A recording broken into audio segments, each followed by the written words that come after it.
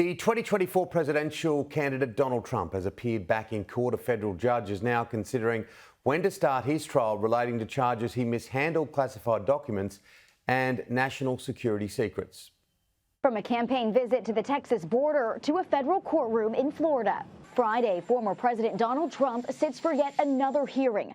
This one related to his alleged mishandling of classified documents. In 2022, the FBI seized boxes of sensitive documents from Trump's home in Florida. He was charged and for now is scheduled to stand trial in May.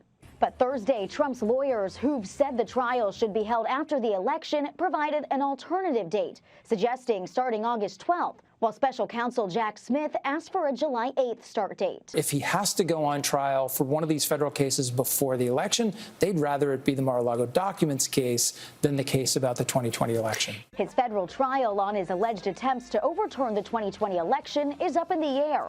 After the Supreme Court announced this week they'll hear arguments on whether Trump is immune from prosecution for actions he took while in office.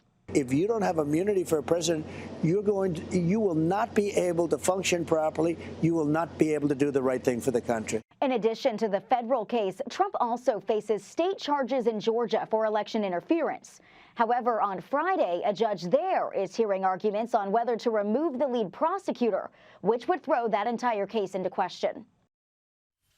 Well, as the NRL kicks its season off in the United States tomorrow, the biggest local contest is this one, isn't it? Donald Trump versus Joe Biden. That's how it is looking for November. Joining me live is Matthew Grossman, Director of the Institute of Public Policy and Social Research at Michigan State University. Michigan has been a central focus this week as I welcome you to the program. That's right. We had our big primary election and our caucuses this weekend, and we're destined to be one of the top few swing states heading into November. And no great surprises with both Donald Trump and Joe Biden. That's right. It appears that they are both sailing to renomination. People may not be too thrilled to be rerunning the same contest, but the voters that show up to vote in primary elections appear to be on their side. Well, tell me more about it being a swing state and how you think it will go in November in Michigan. Well, if you believe the current polls, it looks like if the election were held today, that Donald Trump would win Michigan by a few percentage points. Joe Biden hasn't led in a poll here since October and November, but he's only a few points behind. And at this stage, the correlation between polls and final results is near zero. So we have a little bit to go to see how it'll turn out. We saw just another story of Donald Trump. He seems to be going from rally to courtroom, but every court case up to this point, every bit of publicity in and around his trouble with the legal system seems to give him this sugar hit. It has helped him in the Republican primary. It's not necessarily true that it has helped him in the general election.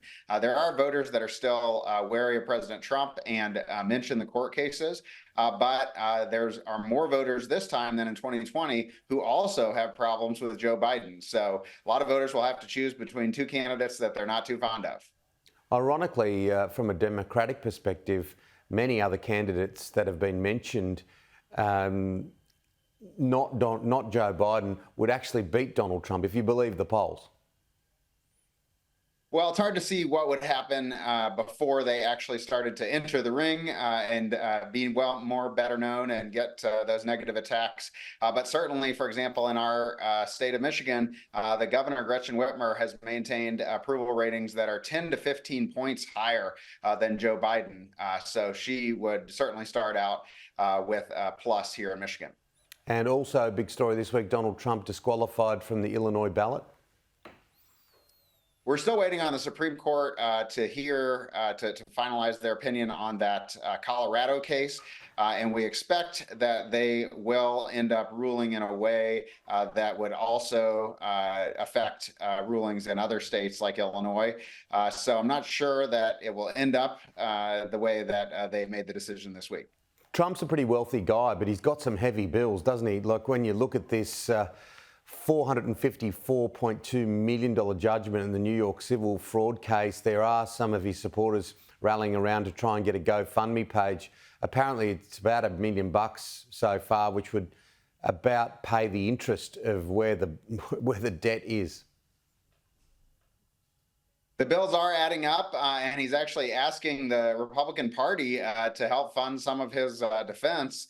So it's a harder pitch to donors to say, I need the money not just for the campaign, but for my legal defense. But so far, hasn't affected him with Republican voters or donors. Well, that's an enormously tricky one, isn't it? Asking the Republican Party to put money forward to defend legal cases.